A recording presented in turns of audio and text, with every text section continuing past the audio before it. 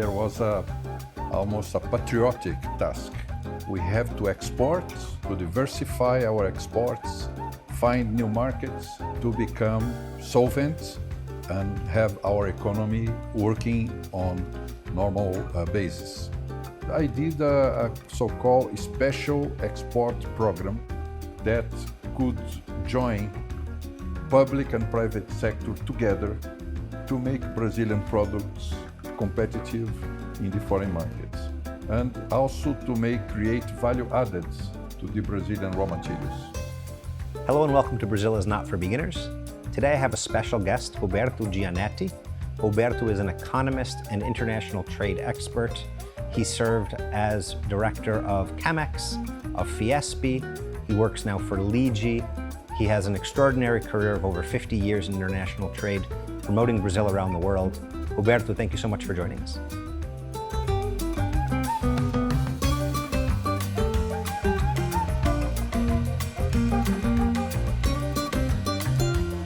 My pleasure to be here. Great. So you have a long and eventful career in international trade. You were a businessman, you worked in the government, you've worked in trade associations. I think you've seen it all. You started your career in the mid-70s. And I would really love to hear about how the Brazilian economy, and in particular, how Brazil's relationship with the world changed over that time and the role you played in it. So very excited to chat with you. Thank you very much. Well, let's start from the beginning. Yes, so you graduated as an economist from USP, if I understand. I did the University of São Paulo in early 70s. Okay, great. I graduated in 74. Okay. Exactly on that time, we had the first oil shock. Yes, good timing. When OPEC did the increasing of oil prices 3 or 4 folds at once. And Brazil was dramatically affected because at that time, we have to import in Brazil 80% of the oil we consume. And the Brazilian government was very concerned because we immediately create a trade deficit and also balance of payments constraint. Okay. And there was almost a patriotic task. Yeah. We have to export, to diversify our exports, find new markets, to become solvent and have our economy working on normal basis. And also energy independence, right? Yes. Well, to find oil was something that we didn't know. Yeah. If God put oil in our soil. Okay. But at least to have dollars to pay for imports was something that we could do. Yes. And then my generation, the 50s generation, we were called like to come to the war. Yeah. But the war was not a battlefield, it was a trade field. Okay. We have to take our business to see what we could export, what would have excess capacity in Brazil, and try to move around the world, finding markets and find exports that we could close and make business to happen.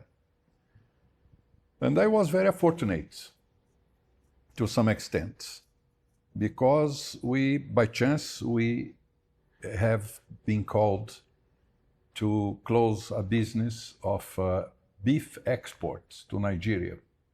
Okay. Was something very strange. They were trying to import beef from Brazil by air. Okay. Because they didn't have cold storage in the ports. In Nigeria? In Nigeria. Okay. And Nigeria has a huge population. Yes. And they produce oil.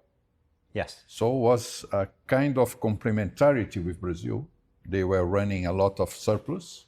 They had money to pay. And we were starving in the foreign reserves. But we had beef to supply Nigeria. But by air, what a difficult task to do. Yeah, very expensive So beef. we have to hire 707 of Varig Airlines at that time, to move 36 tons of chilled beef Okay. daily from São Paulo or Rio to Lagos. Wow. One flight a day, Full of beef. overnight and coming back, 7 hours Yeah. difference. And we closed this deal and we perform it. This was what This year? was 76. 76. This was, 76. you were, sorry to take a step back, but so after school you joined Cotia Trading? Yes, I was just, there was no Cotia Trading there. Okay. We were buying from Frigorífico Cotia, which Okay. a Brazilian slaughterhouse, Cotia, Okay. to supply Nigerian government. Okay. And at that time, I forgot to say, I became, after graduation, I became interested in international economy Okay. and foreign trade. You were inspired by Yes, inspired by need the for- economic moment, Yeah. the challenge of making Brazil to have a surplus in trade and so on. But then came this opportunity of Cotia Slaughterhouse to supply beef. Okay. And suddenly we decided that why not a trading company? Okay. Because there was a new legislation of trading company with a lot of incentives, and government was trying to move Brazil in the spirit of the Sogo Soja in Japan, the Japanese trading houses, which are big, huge companies. Okay. They said, why not Brazil to follow the same similar policy? Okay. So Cotia was inspired by the Japanese trading companies, and we decided then to create Cotia Trading. Okay. The founders of Cotia Trading were a very good friend of mine, my best friend called Paulo Brito, and myself. Okay. We signed the documents and we got the support of the owner of Frigorífico Cotia, that was the father of my friend, Okay. to put the shares of the Frigorífico in the company as capital, and we start from nothing, zero. Zero. But money from the banks and so on to make the working capital and make And this deal with Nigeria selling the this beef. deal with Nigeria. So the Nigerian government then said, well, you are doing very well your supply, but we need more than that, much more. We need a chain of cold stores, and we need a fleet of refrigerated trucks Okay. to distribute the beef around the country. Because the way you are doing, only Lagos and neighborhood are getting the beef. Right. We need to reach the rest spread of the that supply country. for the rest of the country. So we were there in a hotel in Lagos with a big map of Nigeria in the floor, and we sitting around in the map, making the routes that could be taken to put cold stores and trucks and so on. And we did a national distribution of beef and cold storage products to Nigeria. Amazing. We built at that time 79 cold stores Wow. in the country. Very difficult job, but a contract that lasts maybe 4 or 5 years. Okay. And we deliver the whole chain of cold stores and 10 Scania refrigerated trucks that were getting the chilled meat and as well beef and other vegetables to spread all over the country. Okay. And then we start to create joint ventures in Nigeria. Okay. One of them was very, very special. Was the first franchise of Guaraná abroad. Okay. We decided to compete with Coca-Cola because, frankly speaking, we believe our Guaraná is much better. I've been in Brazil for over a decade, and I still haven't acquired that taste, I have to say. But my wife loves it, and so maybe Yes, it's just an acquired thing. But we love Guaraná very much. Yes, It's you do. even today in the clothes of our national team. Yeah. They use the Guaraná as a sponsor. Yes. So Guaraná at that time was made by a company called Brahma. Yep. And then we brought the franchise and we built a soft drink bottling company in Kaduna. Okay. That's the name of the city in the north of Nigeria. Yes. And we launched Guaraná in the market. It was a huge success. Oh, amazing. Huge success. We, in few months, we were ahead of Coca-Cola and Pepsi in the local markets. Oh, wow.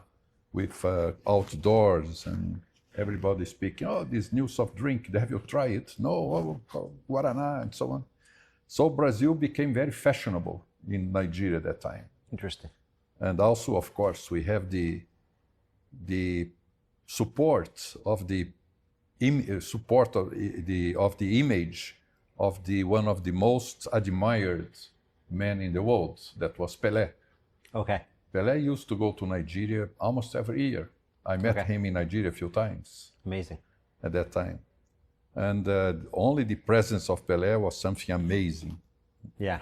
Thousands of people. Adds in the an street, aura to what you're doing. He was a king. Yeah. One point during the civil war in Nigeria, Pelé did a demonstration game in Nigeria. The two sides decided to stop, make a break in the war to watch the game of Pelé. Yeah. That is famous story, not a legend, Yeah. that Pelé was so important to Africa that they could stop a war. That's pretty amazing. Yeah. So, but we also start to do many other business, and Cotia Were you just became- focused on Nigeria, or were you expanding into other markets as well? gradually starts spreading. Okay. We open offices in Angola, Okay. but Angola was in civil war, it was a very difficult time. Yeah. We also open office in Cote d'Ivoire, Okay. Ivory Coast. Yep. Then we went to Asia.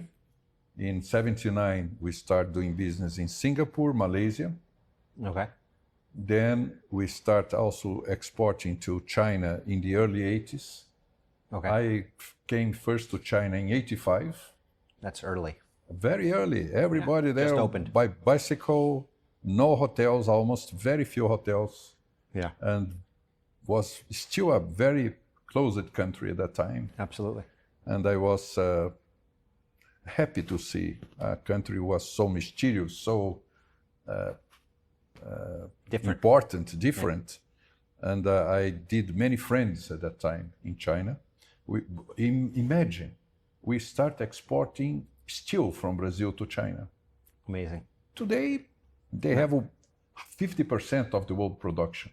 Yeah. Their steel production is maybe 4 or 5 times Well, now higher we than the send second. them the materials to build the products Yes. to send back to us. Imagine. And so we were there selling Brazilian products, and they usually asked, what you are going to buy from us? What are your reciprocity? It was very difficult to find a Chinese product that would be competitive in price and quality to bring to Brazil. Yeah. We decided once to bring art crafts, Okay. and we brought a huge volume of art crafts to sell here in Brazil in a department store that opened a floor only for Chinese goods, Okay. and was a huge success again. We sold millions of dollars of art craft from China in Brazil that were a kind of reciprocity for the bilateral trade that we have been working with them.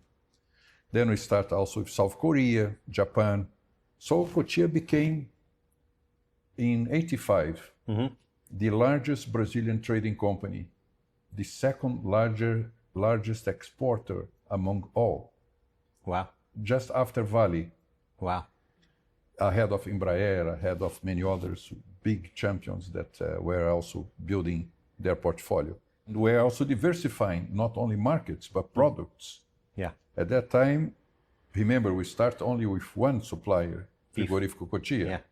In 85, we had 400 suppliers, Okay. companies from all over the country, different sectors, steel, chemicals, paper and pulp, soft commodities, sugar, soybeans, corn, machinery, a lot of machinery, vehicles, name it.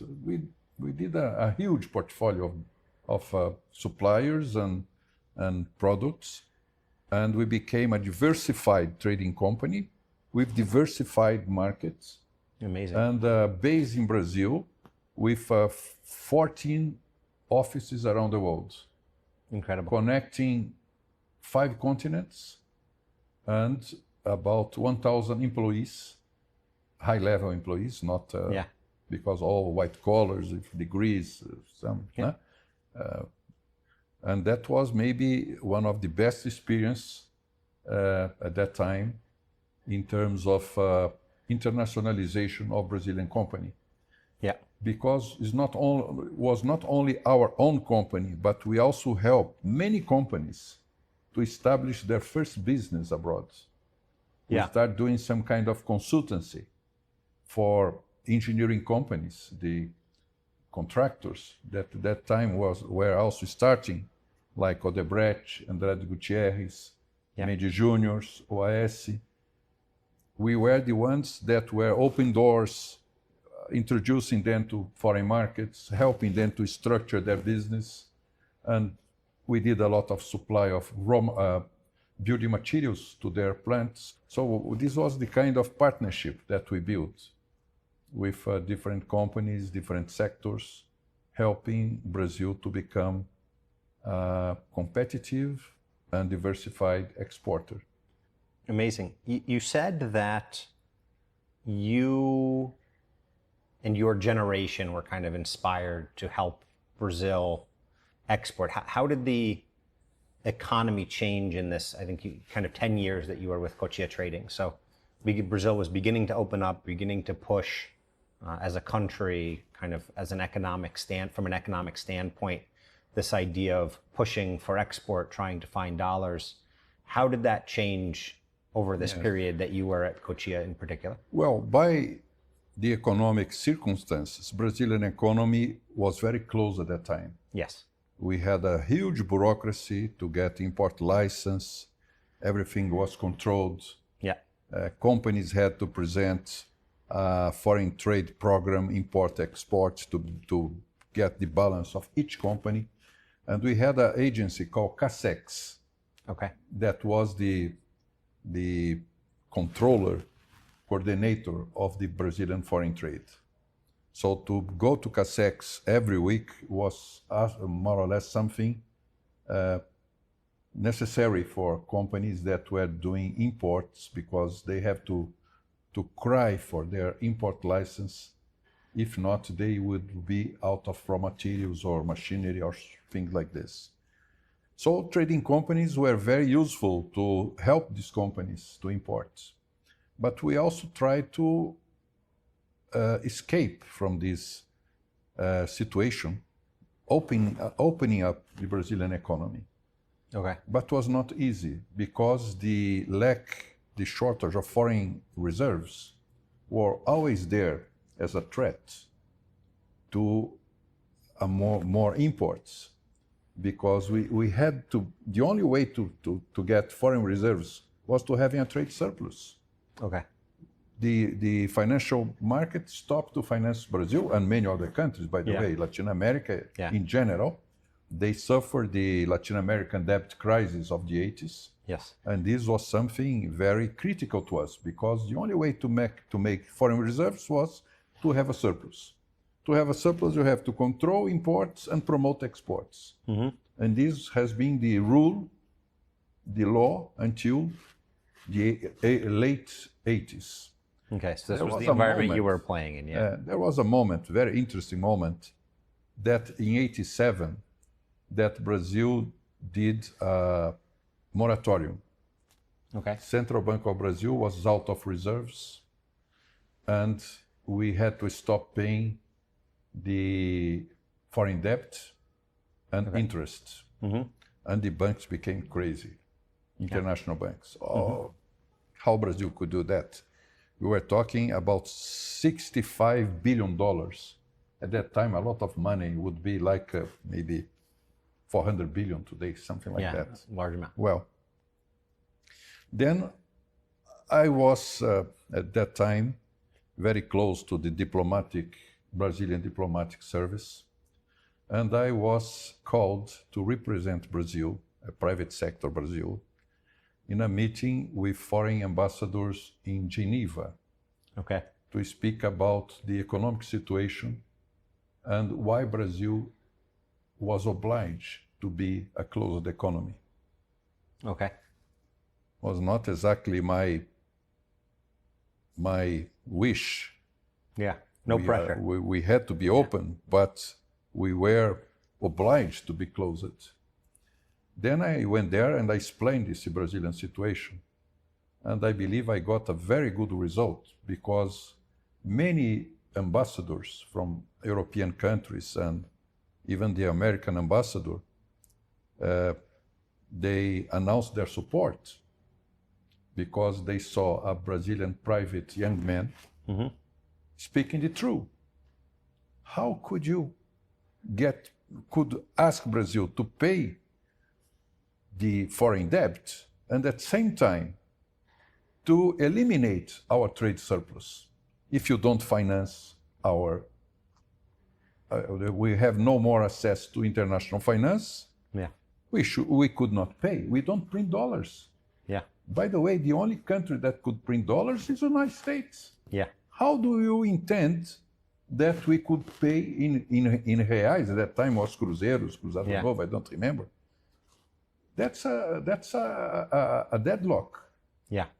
You have to understand our situation, put in our shoes. Absolutely.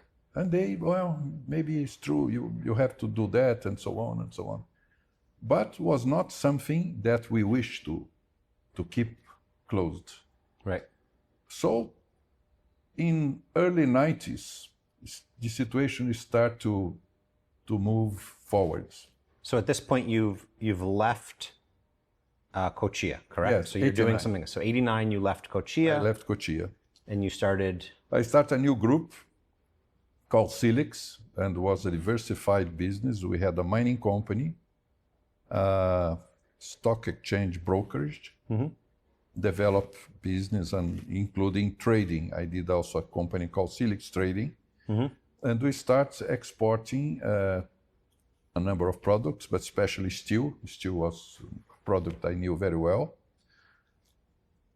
But also I start becoming more institutional. So I became president of Brazilian Trading Companies Association, Okay. a member of the board of IESP, Yep. and I start making more institutional and maybe more close to government because I felt that was necessary to help the government to solve inflation, to solve foreign debt, social disparity, economic development. So I start participating in many events, many institutions, This is the early 90s. early 90s. Okay. And then we had the chance to Fernando Henrique become president. Yes, but so I want to take, before we get to the Fernando Henrique, because I think that's really interesting, what was that period? So I think we were talking about kind of Brazil being forced in the late 70s and early 80s specifically to remain a little bit closed to imports and focus on exports in order to maintain a trade surplus and build their dollar reserve. You know, Brazil became a democracy in the mid 80s, and opening up from a governmental perspective, what was that period like heading into the early 90s? So as you're winding down your time with Cotia and moving into Silex and Kaduna, right, was the other company you had at the time? Kaduna Consulting. So what was that period like from an exporting perspective and from a perspective of kind of Brazil's relationship with the world? Well, the exports, they were still a priority to Brazilian economy, Okay. but they lost competitiveness because of the inflation effect. Okay. Inflation did a lot of trouble to Brazilian economy, Yeah. disrupt a lot of business. Foreign exchange rate became sometimes undervalued, sometimes overvalued, so you had no more confidence, It was just unpredictable. unpredictable. Yeah. And some people lost a lot of money because suddenly they frozen the foreign exchange rate, and the inflation was still going on. Yeah. So the currency was overvalued. Yeah. If a country has an overvalued currency, stop exporting because export profits Yeah. disappear. And this happens in Brazil from 87 forward many times. Yeah. This volatility of foreign exchange rate. Foreign exchange became a deep trouble.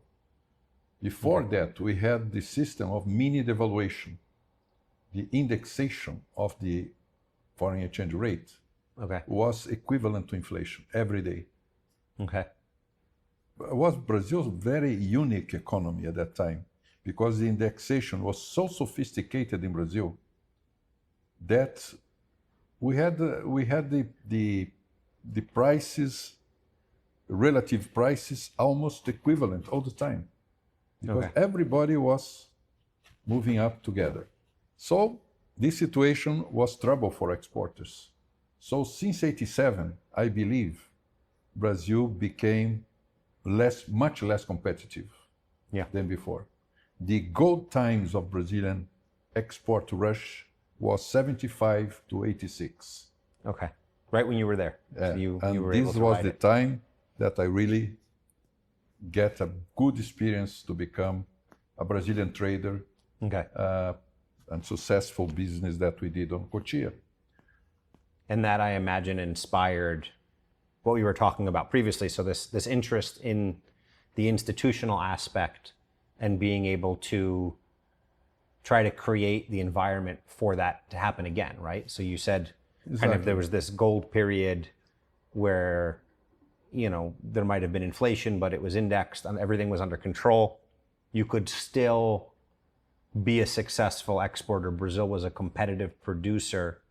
And then with the inflation and the disparities, this hurt export and hurt Brazilian competitiveness. And I imagine you were trying to then help the government create the environment for the economy to improve. Yes, the right economic policies. Yeah. And the Brazilian industry was suffering a lot, not only the export side, but the imports were also very cheap. Yeah. At that time, to compete with imports became even more difficult. So tariffs have to be higher.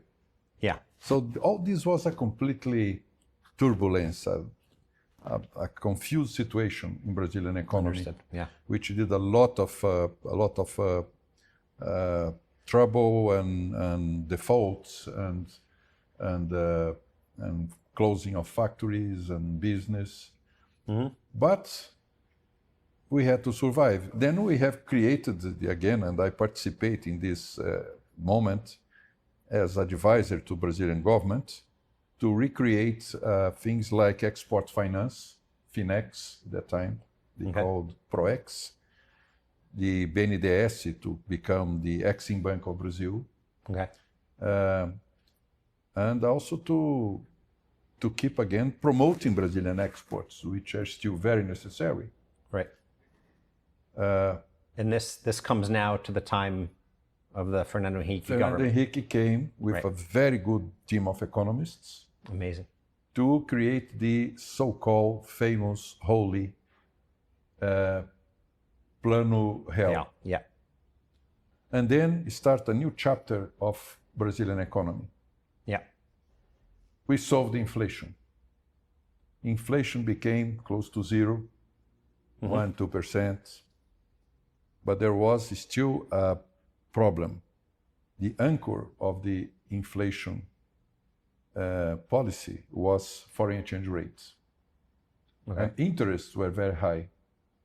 To attract foreign money to be invested in Brazil and make the foreign exchange rate to become overvalued. Okay. So again, hurting exporters. Hurt exports again. Yeah. And I became complaining to President Fernando Henrique, which I knew a long time before, saying, President, this is wrong. The Plano Real is fantastic, but suddenly, gradually, you have to create the free floating foreign exchange market. Yes. That is the best policy you could have for future. You cannot control the exchange rate by high interest that makes all the economy to suffer. Yeah. And he was afraid to do that. He postponed. What was his reticence? To lose the control of the inflation. Okay. And to come back to the previous situation. Which was understandable because many plans had failed, right? They used to call, we have to remove the inflation memory. Yeah. The so-called inflation memory. Brazilians were still suffering very much of this inflation let's say sickness. Yeah. It created a split, a conflict. Okay. One team of let's say the real supporters, as it was made originally. That was the team that was in government, and the so-called more developers, economists. Myself and others, we were saying, you have to become more flexible in the exchange rate, leave it to find the equilibrium, the right pattern, and making the floating exchange rate as a rule. Okay. Central bank intervention minimum as possible, and interest rates to reduce, because this was and maybe still there in Brazil, one of the best symptoms of our economy is high interest rates. Yeah.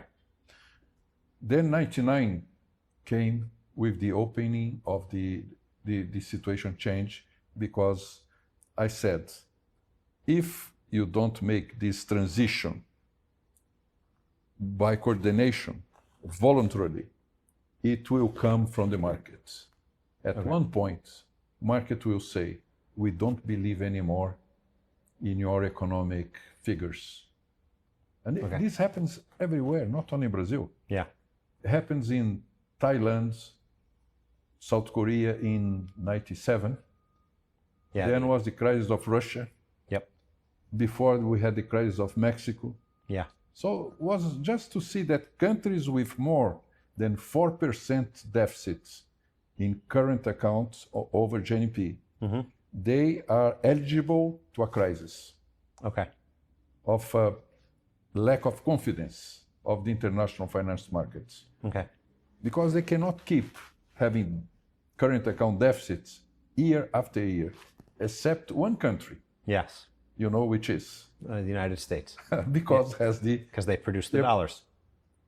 How the economist Barry H. Green says, the exorbitant privilege of the monetary base in dollars. Yes. So Brazil in 1990 got a point that the market said no more. Okay. And it was 15 January 1999. Okay. And then was a shock again. We changed central bank governor 3-4 times in a month. And then came one excellent economist, Arminio Fraga, said, okay, we are going to make 3 pillars of the Brazilian economic stabilization. Free floating exchange rates, control of fiscal deficits, public deficits, and inflation targets. Okay. The inflation target was introduced in Brazil at that time, and it was a very successful implementation, because create predictability of the inflation in Brazil. Okay. And the central bank had to follow the inflation targets at exhaustion. Yes. To get the result, the performance. If not, had to make a letter to explain why not, and so on. Yeah. So central bank became independent, and with the target inflation, floating exchange rate, and fiscal deficits control, Brazilian economy start to move much better. Okay. And during this time, you're in what role within the government? Are you working with COMEX? Are you doing other advisory positions? That's a very interesting question. Okay, I asked the right question. Then. I'm laughing. Let you, yeah. I'm laughing because I know how I'm going to answer this. Okay. I was so much complaining in the beginning. Okay, but as an outsider. As outsider. Okay. Writing letters, getting meetings, making speeches, articles. Really, I was doing a lot of noise. Okay. I believe I was You were the pain. I consider even inconvenient sometimes because Yeah, everybody knew Roberto. That guy, Roberto's calling me again. Yeah. Roberto again to complain about the economic situation and so on. And I told President Fernando Henrique, this foreign exchange policy of controlling foreign exchange rates and high interest rates, this is going to have an end, and it's not going to be a happy end. Yeah. It's going to be a damage to your image and to Brazilian economy. No, the president said, no, this is not going to happen. We are doing well, and so on and so on. When it happened, 99, then he called me. Yes, Roberto, you were right. Okay. You complained so much about the foreign trade policy that I'm now inviting you to Here you go. manage. Yeah. Let's see what you do. Excellent. So I could not resist the challenge. Excellent. I said, okay, I accept. But I would like to have your support, and I'm going to do something very meaningful. I'm not going there just because I have no ambition of go to politics or become a public officer or being a minister. Yeah. I just want to do the right thing. Okay. He said, okay, I give you support. You can move to CAMEX. CAMEX was, to compare, like USTR. Okay. You are the head of the USTR in Brazil, so you had the right to The Brazilian trade agency. trading policies, Yeah. trading negotiations with foreign partners. Then I was there. I went to government first time and only, Yeah.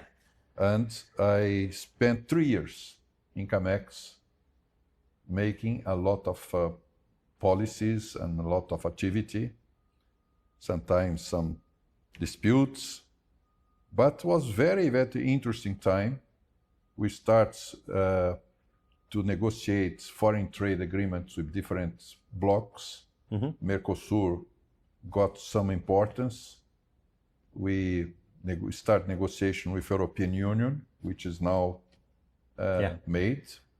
We introduce a number of new agencies like the so-called APEX, Brazilian Export and Investment Promotion Agency. Yes. Was my creation. I feel very happy, very proud. Amazing. That we did this movement because it became today a big piece, a big important, very important component of the Brazilian export policy. And I did a so-called special export program to Brazil, to the Brazilian economy, with 7 items, targets, that would be our priorities. And this gave a route to Brazilian exporters to know what they have to do to improve competitiveness. Okay. That could join public and private sector together to make Brazilian products competitive in the foreign markets. And also to create value added to the Brazilian raw materials. Okay. For instance, I give you an example. Brazil was exporting a lot of leather. Okay. Because we have a big beef market, as you know. Yeah. So a lot of cattle. So Brazil, for centuries, for maybe over a century, has been a big leather export. I said, how much costs a piece of leather? For like $30. Yeah.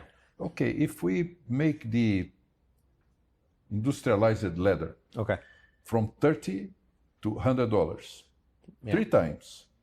Then I ask the question, if I transform this leather in shoes or belts or bags, how much will be the price of this same piece of leather? 400 to 700. Yeah, so 20 times. Oh my God. Yeah. So we are talking about 20 times value added. And why we keep exporting leather? Yeah. We have a shoe industry. Yeah. Then Brazil became one of the big shoe exporters in the world. Yeah. Because I protect the export leather by imposing a very polemic export tax on leather. So leather for foreign became expensive than to be the Brazilian industry. Understand. It's our leather. Yeah. Why am I going to compete? But you're better off, creating the jobs, building the industry. The follow-on effects are We were tremendous. exporting the Brazilian leather to China to compete with Chinese shoes in the United States. That makes no sense. Yes. Why not Brazilian shoes first? Yeah. So just an example of a policy that I did. And of course, when I went to Rio Grande do Sul to visit the shoe industry, they consider me their leader, their hero. How does the cattle industry feel about you? Less, I guess. They didn't like they very didn't much. Like you as much, yeah. They didn't like, but I helped them there as well. Yeah. So much that later I became president of the Brazilian Beef Exporter Association. Okay. Because I also understand very much about beef industry and beef exports. Interesting. And Brazil today, I have to be very proud again to that. Brazil is by far the largest beef exporter in the world. Okay. All these companies you see today here in Brazil, JBS, Minerva, Marfrig, they were young guys. Yeah. We help all of them to become exporters, to internationalize, to create their business abroad. Through BNDES financing, to incentives, to support, promotion, Apex promoting Brazilian beef. Okay. So all this was very important to give Brazilian industry motivation, confidence to become exporters and to make a successful approach in the international market. Okay. And all this time you're managing this exchange rate as well. Yes, and the interest rate, the foreign exchange rate was then floating rate, free. Yeah. We could not complain. Then was really supply demand. Yeah. Sometimes a little bit high volatility, but was moving in balance in general, in average, was much better than before. Okay. So it became a very, very nice period to improve Brazilian economy. Okay. So when Lula took over, he found Brazilian foreign trade very well managed. Okay. Very well managed. Where did you go then? So you were at Chemex for 3 years, you built this base, you were obviously in touch with your friend who was now leading it, but you were no longer in the government. You needed to find a new job. Yes. So what did you do? I had my own business. I was not looking for a job. Okay. But I was called to be international and foreign trade director of Fiesp. Okay. Can you explain what you mentioned Fiesp before, but I don't know. Fiesp is Federation of São Paulo State Federation of Industry. Okay. And is a huge institution. Yes. Because it means about 50% of Brazilian GNP. Yes. Hundreds of thousands of companies, large, small, and medium companies, industries, all sectors. All sectors. Of Brazilian industry. And I used to be there about half of my time. Okay. And this was a voluntary job because no paid, no payment, I was no payroll. It was voluntary, but important to create a network, to help the country, and to make a good result of the coordination of Brazilian industry. I like to work. I work very hard every day, from all my life. Not because I need, because I like. That's the best way to do it. But so talk to me. So there's a couple of steps before we get to right now. So we're still in the mid 2000s.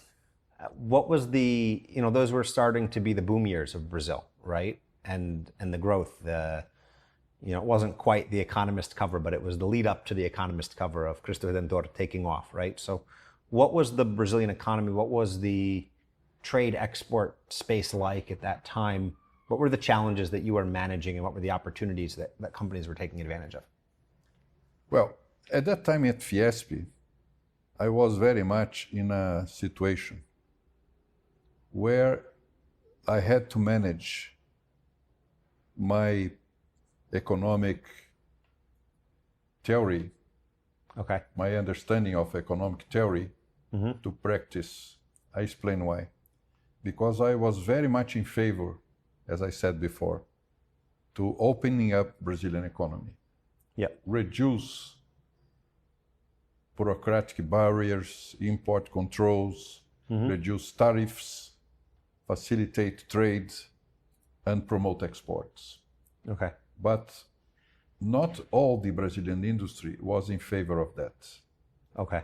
So again, was a very challenging job to explain to Brazilian industry that a closed economy would create a low competition edge because they had no interest or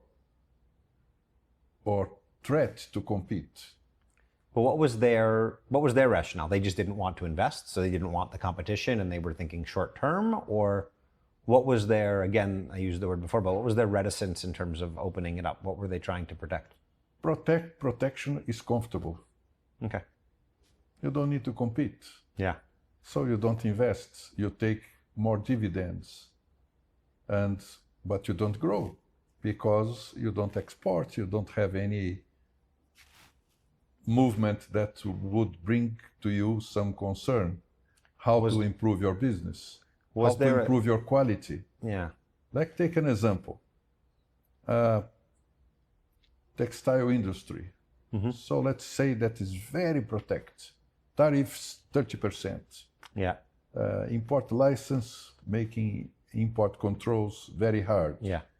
So they could produce at any cost. Yeah. You need your shirt. I need my suit. We have to buy Yeah. No other textile choice. here. So it's going to be expensive, low quality, and there is no competition from China, from Europe, from United States, from everywhere. Yeah. So to make a shock has to open the economy. Okay. That's what I believe in economic theory. Okay. So I tried very much to reduce tariffs. And this was something difficult. I made some people discontent, some people unhappy with me. Yeah. I had to dispute a lot. Okay. But I guess I helped very much many minds, many businessmen to understand that we could only have a very dynamic economy if we open Brazilian economy. And we're still in this process. It's not finished. But I helped to start. Okay. I helped to start. As a director of Fiesp, I had the influence to manage government and private sides to match some understanding on how to open Brazilian economy. Yes. And so you're continuing this job now, coming to now, working with Ligi, right? Yes. So can you maybe explain what Ligi is first, and then talk about what you're doing there? I think you're director of foreign trade, right? Yes, head of the foreign trade division. Ligi became a private institution in Brazil, which aggregates 3,000-4,000 companies, relevant companies, which have the interest to debate and influence Brazilian economy. Okay. It's a think tanker. Okay. And there are many divisions, many sectors, like health, education, agriculture, agribusiness, mining, financial sector, represented by important leaders, which used to organize seminars, forums, invite government people, invite foreign leaders to also participate here. Okay. To make events abroad. Ligi has about maybe 10 or 12, or even more, maybe, I guess today 20 offices abroad. Okay, well. Doing events all over the world. Promoting Brazil. Promoting Brazil. Yeah. Promoting Brazilian image, promoting more knowledge about Brazil, because Brazil is still very unknown. Yeah, I know. Very unknown. That's why I have my podcast. Yes. Yeah. So we have to give more information, more image, more understanding about what is this huge country in South America. Yeah. Who they are. The image of Brazil could be very important as well for our exports. Yes. Because there is in the mind of the consumer, there is always an image of the origin of the product, what you are buying, and who they are. If we have a good image of Brazil, when you go to supermarket, you see Brazilian orange juice. Oh, that should be good. Yeah. It's a tropical country. Yeah. Brazilian fruits. Yes. Wow. Mango, pineapple, papaya. cashew, papaya. Yeah. I sometimes I stay 2-3 months out of Brazil. I dream about papaya. Yeah, my mom does too. She comes, the first thing she has to eat is the Brazilian papaya. So we have to create this wish, this dream for Brazil. Yeah. Brazil has this soft power very strong. Yeah, I don't know that it leverages it as much as it could. So that's what I'm doing now in Ligi. Okay. Is my job to promote Brazil and Great. to create more Brazilian bilateral business, import, export, and to promote Brazilian image, so to make our country better understood in the international market. Amazing. So where do Brazilian businesses stand now? So you're promoting them out in the world. What are some of the advantages, maybe that are underestimated by foreign companies, that Brazilian businesses bring? And you know, what are some of the challenges? So, you know, one of the things that maybe I'm leading with this question and giving a little bit of an answer, but, you know, one of the things that I hear repeatedly is Brazilian logistics, the transportation system is so bad that actually for a Brazilian company to be competitive internationally, it needs to be even more efficient than its competitors in other countries because it has to overcome the custo Brasil and the transportation costs. Externalities. Right. So what are some of the underestimated advantages of Brazilian businesses? Let me start the answer remembering a very important question that was made to me in 2011. Okay. I was, as I said, director of foreign trade and international relations at Fiesp. Yes. And Fiesp used to receive foreign leaders, foreign missions, trade missions, from all over the world. And one day was there a Swedish mission. Okay. And led by who? The King of Sweden. Wow. Well, so I was very honored to host royalty. The King of Sweden, by chance married with a Brazilian queen. I didn't know that. Okay. Yes, was a Brazilian wife, Silvia. Okay. And King Gustavo. Yes. And he asked me a question. Very, very wise question. Mr. Giannetti, what you believe is the Brazilian role in the 21st century? What a big question. Yeah. My God. Yeah. How I could have, at that time I was maybe what I can answer to this king. Then I said, well, Sir, Excellency, I believe Brazil has 3 missions in this century. First, we are one of the most important, if not the most important, food supplier in the world.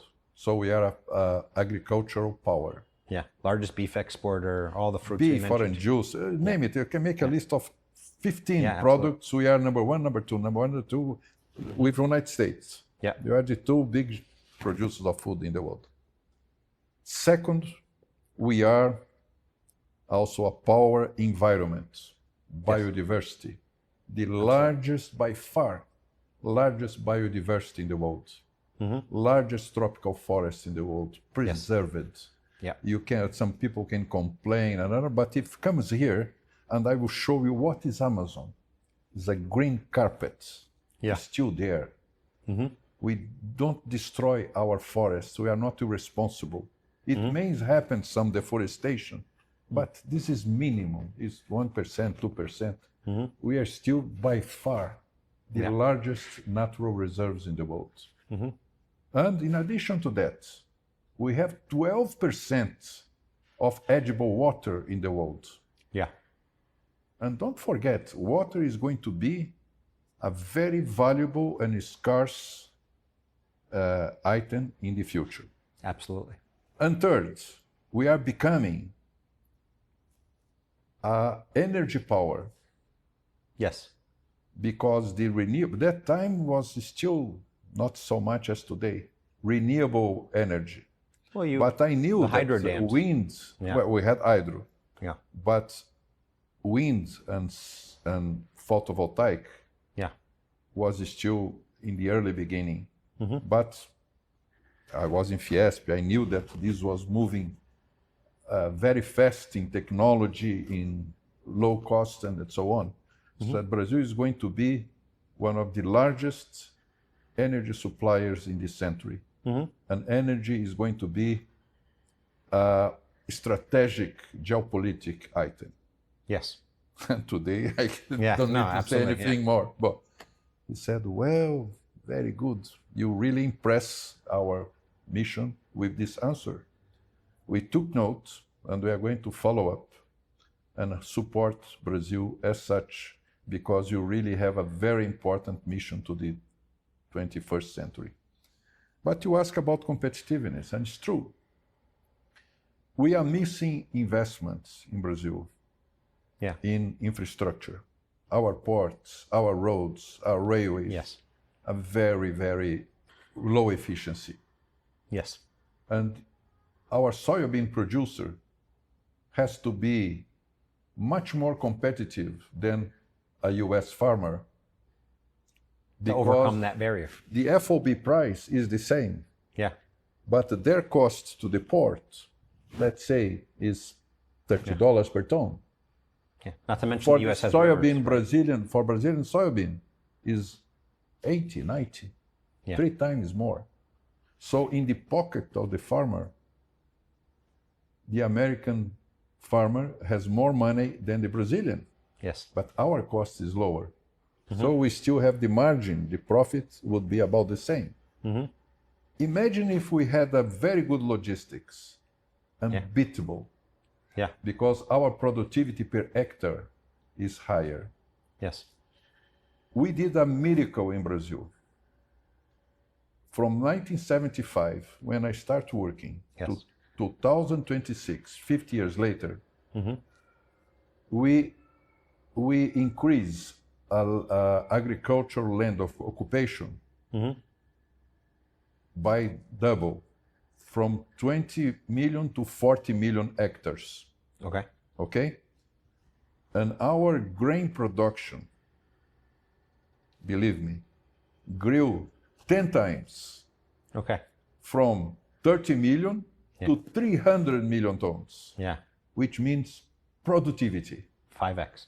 Productivity is not hard worker by farmer. It's technology, genetic seeds, fertilizing, land management, and all the aspects of technology that makes Brazilian machinery. Brazilian agricultural machinery is first class. Yeah. We can compete everywhere in the world. International companies, not only Brazilians, like John Deere and Caterpillar and so on, but we have a wide presence of Brazilian agricultural machinery, which are among the best in the world. Okay. So all this technology agricultural technology, cattle technology, land utilization, make Brazil a superpower in food supply. Yeah. The food security in the world depends on Brazil. Yes. A few months ago, I was in China, and we were talking about our bilateral trade. And there are many items that Brazil depend on China. Yes. But I heard the Chinese saying, we understand that we depend so much in Brazil because 67% of our feedstock for animal husbandry to even to food industry comes from Brazil. Wow. 70% of the imports, not the demand. So Brazil is by far the largest supplier of food to China. Wow. Brazil is becoming the largest food supplier to Africa. Yeah. That's huge population, a growth of 3% a year. Take example, a country that I mentioned in the beginning, Nigeria, going to be the third largest population in the world. And the size of Nigeria is the size of Bahia State. Not some large country in territory, but huge population. If they don't have an excellent agriculture, a very efficient agriculture, they would not feed themselves. And which country could help them in the world? Yeah, Brazil. Only Brazil. So this is a really interesting point, and it ties back into what we talked about before, about your point about moving up the value chain and also promoting Brazilian business. And so how does Brazil take advantage of this moment where, one, it is a large producer and can export, but on the one side, how does it move up the value chain? In agriculture, there's only so much you can do. You can process foods and produce more, I guess, processed types of food stock. But in other industries as well, how do you move from going and, Vale being an example, right? Producing the iron ore to producing the finished. You talked about Brazil used to sell steel to China. Right now, it's not probably buying steel from China. But how does Brazil, in the current time frame, move up the value chain, but also begin to export some of the know-how that it has, right? So you talked about the Brazilian machinery, the Brazilian land management practices, all of this different stuff, the technology that Brazil is developing. We see it in fintech, right? So Pix being a great example of one, we were talking about that before, and one that's dear to my heart because of my day job. But how does Brazil begin to move up the value chain in terms of the production and producing higher value added products, but also begin to take its technology and its know-how and take that abroad? Yes. That's what we're doing now, trying to make value added to our agricultural production. And many sectors, we are not selling the raw material, let's say, we are selling finished products like orange juice. Okay, yeah. I remember one day, one customer of a client of my consulting company, orange juice producer, said, well, we are delivering orange juice FOB. Okay. Because we put in the port, comes the ship, the tanker, and it goes. We are not taking advantage of any value added of distribution in the foreign market. How we could do that? Okay, I can do that for you. I have the experience of my life, my professional life. First, let's hand a tankage in a place called Ghent in Belgium. Okay. Then let's export to ourselves. We open an offshore company, maybe in Luxembourg, to manage those tanks, and you are a receiver of orange juice in the European market. Okay. Then you start using this stock in Europe, not to sell FOB, but to sell then there, delivery duty paid. Okay. In small portions to a number of bottling companies that are going to make their brands and put in the supermarkets.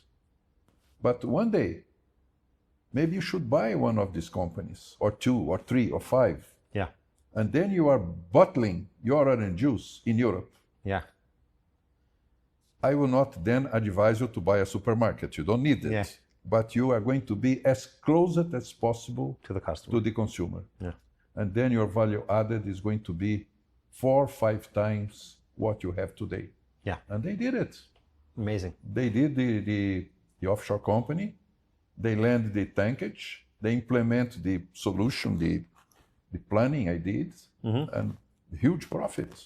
Amazing. Do you see a difference in younger executives now than you did, again, 30, 40, 50 years ago with an eye not just towards Brazil, but looking international, looking at value add, looking at expansion?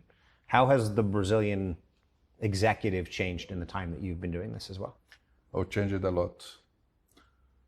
I miss my young generation. Okay. We were very much feeling like heroes. Okay. By opening foreign markets to Brazilian products at that time. Okay. Because we are completely pioneer, unknown. Yeah. And to knock the door in Singapore and say, I came here to sell Brazilian products or something. Yeah. What? Brazil? Where is it? Yeah. I have to show in the map. Is this big country in South America? And what you produce there? I have to start from nothing, from scrap. Yeah. Of course, we are still a little bit unknown. Yeah. But today, Brazilian companies are international. Some are very strong, listed in New York. Yeah. Mining companies, food companies, many other companies in different sectors, metallurgic, steel, etc. Yeah. Biomass. We are the largest producer of biomass. So that's, I believe, the bioeconomy in the Amazon, açaí, fish, wood.